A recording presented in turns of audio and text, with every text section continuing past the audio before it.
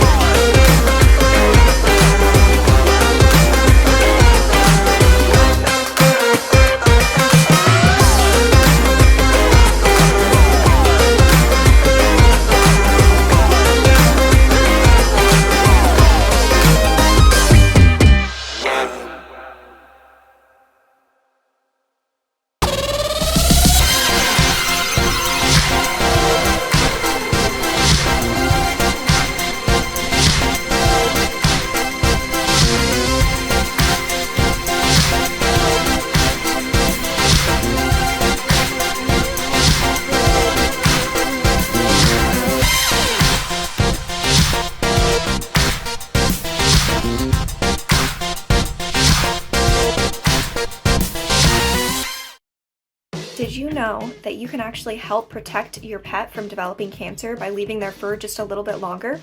Dogs' coats have specifically evolved to protect them from things like parasites, disease, and sun exposure, and a well-groomed coat will do just that. Sometimes our pets get a little bit too furry, and it can mean a little extra work for us pet parents.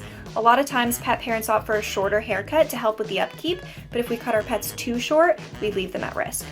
There are special protective cells in your pet's skin that are a central part of the body's immune system and the key to how the skin protects our pets. Studies have shown that if dogs' skin is exposed to too much sunlight, it destroys those protective cells or causes them to become cancerous.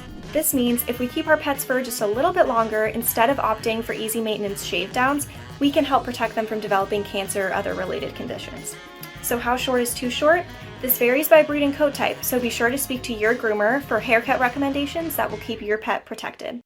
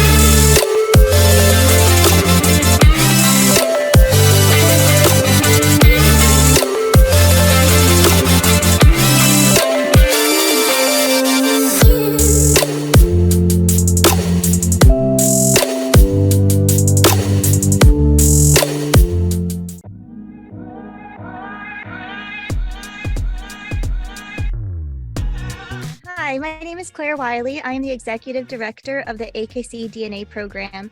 I have been in this position for about 8 months, but I've been involved in breeding, showing, grooming, and the veterinary medicine aspects of dogs basically my entire life. So I'm a second generation breeder of merit of Portuguese water dogs, like Koi here is one of my breeding from generations. So I grew up at dog shows and grooming and training and all of those things. The AKC DNA program has been around for almost 25 years, and our mission is really to protect the AKC registry. So our AKC DNA program provides each dog with a unique identification. So it's a set of genetic markers that is unique to that dog, almost like a fingerprint.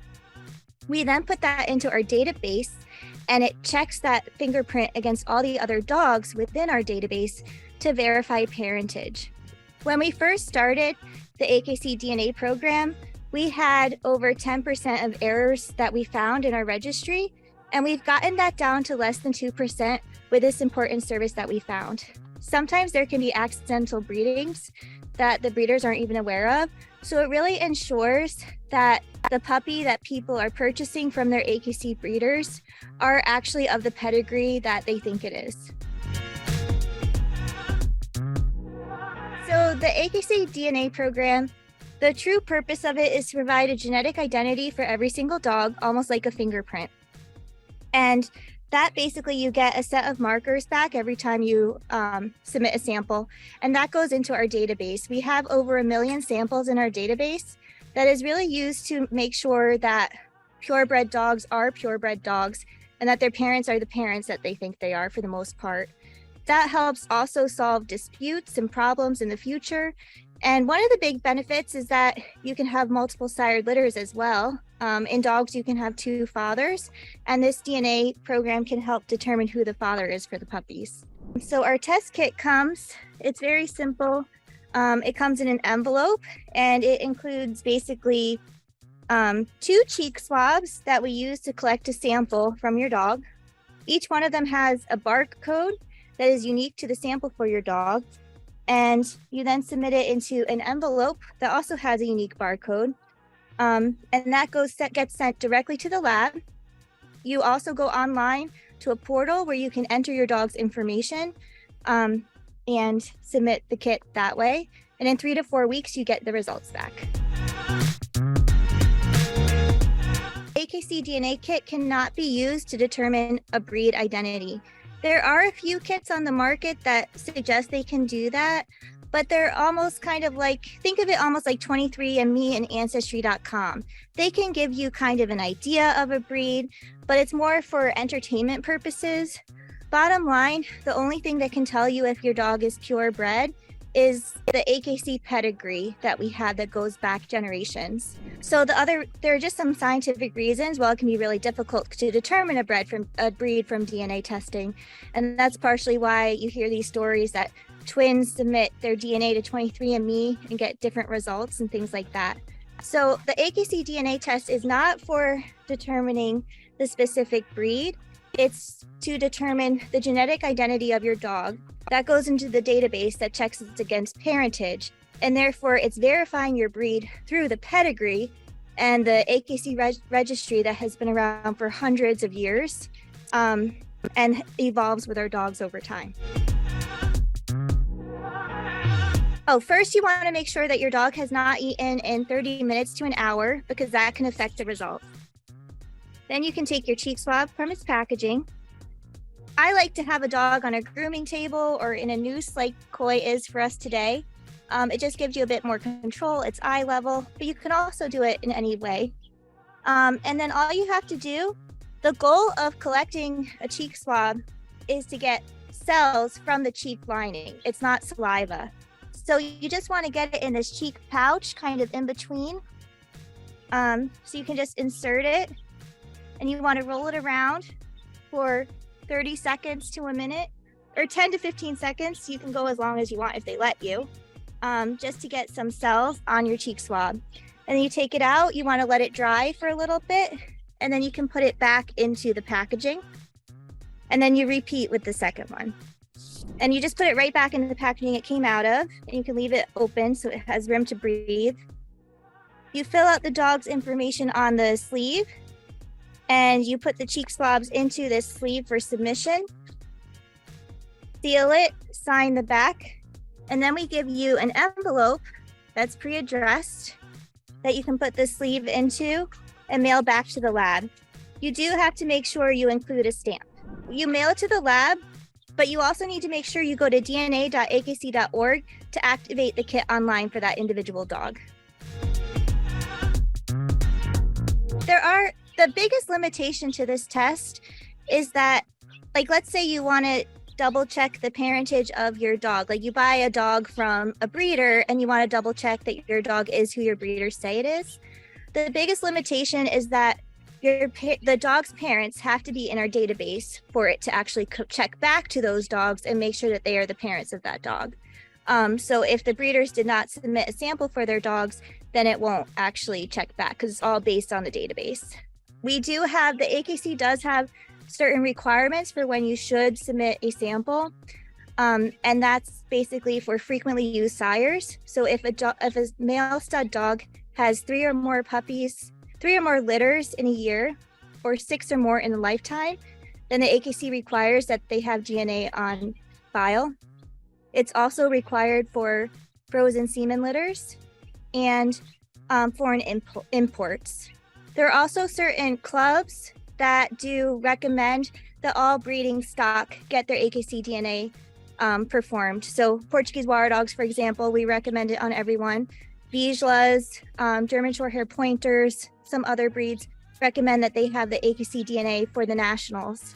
So that's probably the biggest limitation. The alliance between the American Kennel Club and Well-Groomed Pets really takes out the hassle of having to swab their dogs, make sure that they have the stamps, and actually even like getting to the mailbox to send these samples. If you're like me, it sat in my car for like 2 months.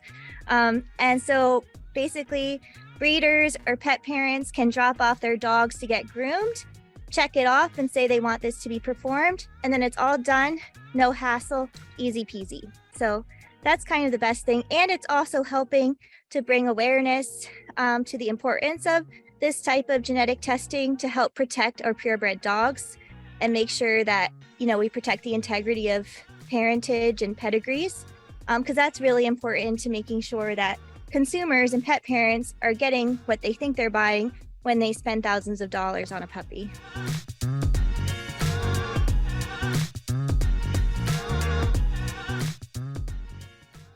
Hey everybody, it's Dr. David Haworth for another Well-Groomed Minute. This time, as we're approaching our summer months, I wanted to do a quick little talk about eyes. What do we look for? Clearly, you look for redness and light sensitivity. That's the biggest thing you'll mostly see in dogs when they have some kind of injury or irritation to their eyes. It's bilateral, it's happening in both eyes. Most of the time when it's an injury, it's just unilateral, it's happening in one eye. So what you want to do is not let it go too long, but it's okay to let it go one evening, take a look, see if there's anything obvious going on in the eye. If it's really, really painful, there's some medications we can do. This is a good place for us to run to the veterinarian. On the other hand, if they're just a little goopy or they're more goopy than usual, you can use soft cotton tips to wipe out that stuff, all the gunk that's getting collected up. And we can also get some easy medications if you can go visit your veterinarian in order to get some allergy drops and that kind of thing.